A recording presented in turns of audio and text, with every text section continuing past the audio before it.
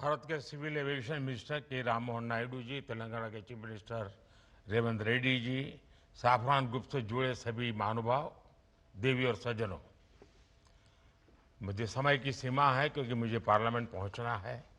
राष्ट्रपति जी का कार्यक्रम है, इसलिए मैं लंबी बात न करते हुए बहुत तेजी से कुछ बातें बता करके अपनी बात मैं पूरी करूंगा।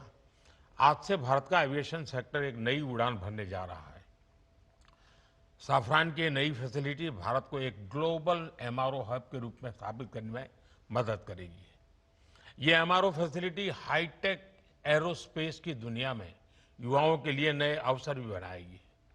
मैं अभी 24 नवंबर को ही साफरान बोर्ड और मैनेजमेंट के लोगों से मिला हूं।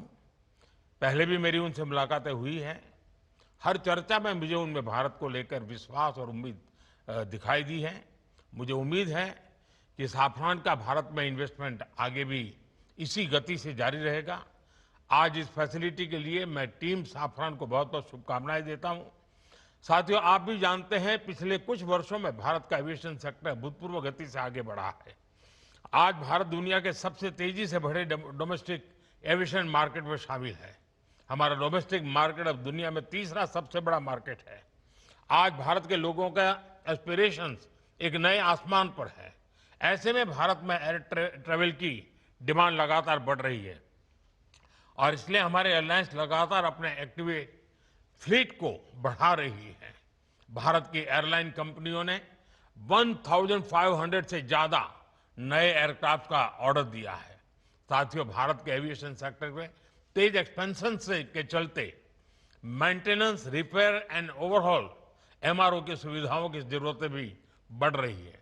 हमारा 85% एमआरओ का काम देश के बाहर होता रहा है।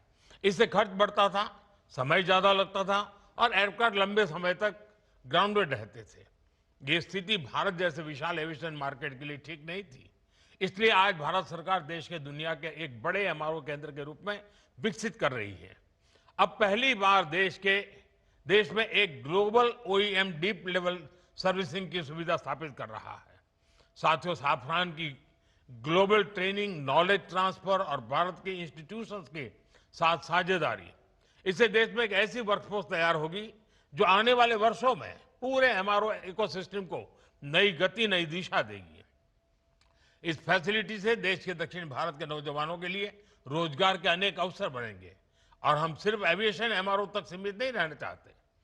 हम शिपिंग से जुड़े एमआरओ इकोसिस्टम पर भी बहुत बड़े स्केल पर काम कर रहे हैं।